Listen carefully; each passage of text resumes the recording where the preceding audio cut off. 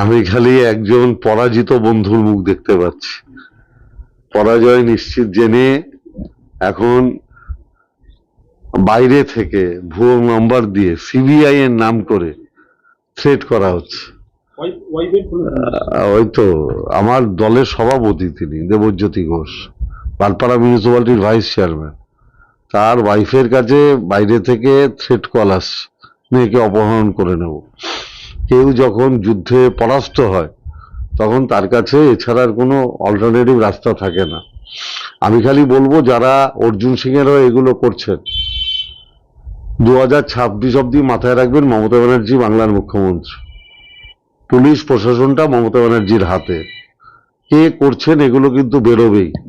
তখন কিন্তু আপনি এই যে নোংরামিগুলো করছেন, ভয় দেখাচ্ছেন, যেটা ভারতীয় গণতন্ত্রে পক্ষে বিপজ্জনক, মানানসই নয়, আইন ভাঙছেন, আপনার বিরুদ্ধে কিন্তু সরকার আইনত ব্যবস্থা নেবে। তখন কিন্তু যে অর্জুন সিং এর কথায় করছেন সে কিন্তু তখন আপনাকে বাঁচাতে পারবে না। না, 100 বার থানায় এফআইআর হয়েছে, নির্বাচন কমিশনকে জানাবো। আরো একটা ঘটনা, গত পরশুদিন জগদ্দল বিধানসভা কেন্দ্রের 32 নম্বর ওয়ার্ডে হরিনাম সংকীর্তন হচ্ছিল। সেই হরিনাম সংকীর্তন যারা আয়োজন করছিলেন তারা তৃণমূলের সমর্থক বলে তাদের ওই নাম সংকীর্তনের পিছনে বোম মারা হয়েছে। সেটা নিয়েও আজকে থানায় এফআইআর হয়েছে। অর্থাৎ বাংলার কৃষ্টি সংস্কৃতি, নাম সংকীর্তন, তার উপরেও বোমবাজি করছে অর্জুন সিং এর বাহিনী।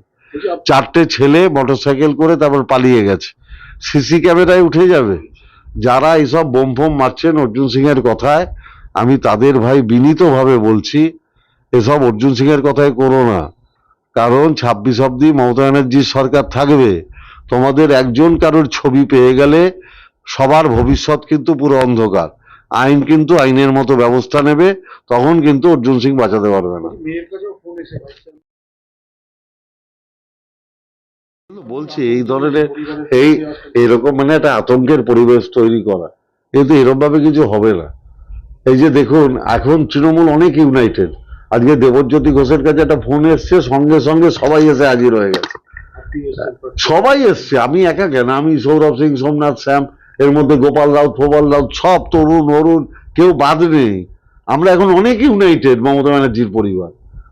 কিন্তু যারা অর্জুন সিং এর কথা এগুলো করছেন, তারা এই যে আইন ভাঙছেন, মমতা ব্যানার্জির সরকারটা কিন্তু 26 অব্দি আছে।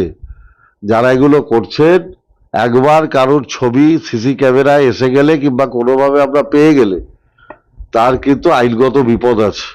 আমি এটুকু খালি বলে দিলাম। না, এটাই তো কারণ। যদি কেউ অপহরণ করার কথা বলে, মাত্র 40,000 চাই নাকি? সে তো 5 লাখ, 10 লাখ, 20 লাখ। ও আরে, এটাই তো ব্যাপার। ওটা তো একটা মানে হ্যাঁ, একটা নাটক, ড্রামাবাজি। এটা ড্রামাবাজি। দেবজ্যোতি ঘোষের কাছে 40 লাখ টাকা কেউ চাইবে? যারা সাধারণ মানুষ আছে। আরে তো তৃণমূলের সভাপতি বলে এটা কোনো ব্যাপার না। আমি তো বলছি অর্জুন সিং এর বাহিনী করেছে, এবং এটা তো বেরোবে। আরে ভাই, তার কাছে, তার পরিবার তো পেতে পারে না, এটা কোনো ব্যাপার নাকি? ট্রু কলারে এখন সবকিছু পাওয়া যায়। এগুলো তো বোকা বোকা প্রশ্ন। ট্রু কলারে এখন সব। না, সেটা পুলিশ দেখছে তদন্ত করে। পাকিস্তান না দুবাই না কোথাকার কি, অর্জুন সিং এর তো অনেক কানেকশন আছে, পাকিস্তানেও আছে, ও দুবাইও কানেকশন আছে। 100 বার। আমি তো প্রশাসনের উপরে আস্থাশীল। আমি বলছি, যারা অর্জুন সিং এর হয়ে 4-5টা বাইক নিয়ে সেদিন বোম মারলেন 32 নম্বর ওয়ার্ডে হরিনাম সংকীর্তনের উপর, এবং যারা এইসব ফোন করছেন, দয়া করে বিনীতভাবে বলছি, সাবধান হয়ে যান। অর্জুন সিং বাঁচাবে না। যখন সিসি ক্যামেরায় কোনো ছবি এসে যাবে, প্রশাসনের কাছে কোনো খবর এসে যাবে, তখন কিন্তু আপনাদের পরিবারের পাশে অর্জুন সিং দাঁড়াবে না। যে নিজের ভাইপোকে অস্বীকার করে, নিজের খুনকে অস্বীকার করে, আপনাকে অস্বীকার করতে তার 1 সেকেন্ড লাগবে। তখন দেখবেন দাঁড়িয়ে বলছে যে আপনাকে অর্জুন সিং চেনে না। অতএব সাবধান হয়ে যান। তো থানায় কমপ্লেন করো, যে ফোন করেছে তাকে পুলিশ অ্যারেস্ট করবে। এর মধ্যে অত বক্তব্যর কি আছে? ওকে যদি কেউ ফোন করে তা থানাকে, ও তো থানা পুলিশ তো ওদের চাকর বাকর আছে, তোকে দিলে তো 2 মিনিটের মধ্যে বেরিয়ে যাবে কে ফোন করেছে। প্রাথমিক গেছিল বাড়িতে এবং বলেছেন যে পার্থভৌমিক যেতেই পারে।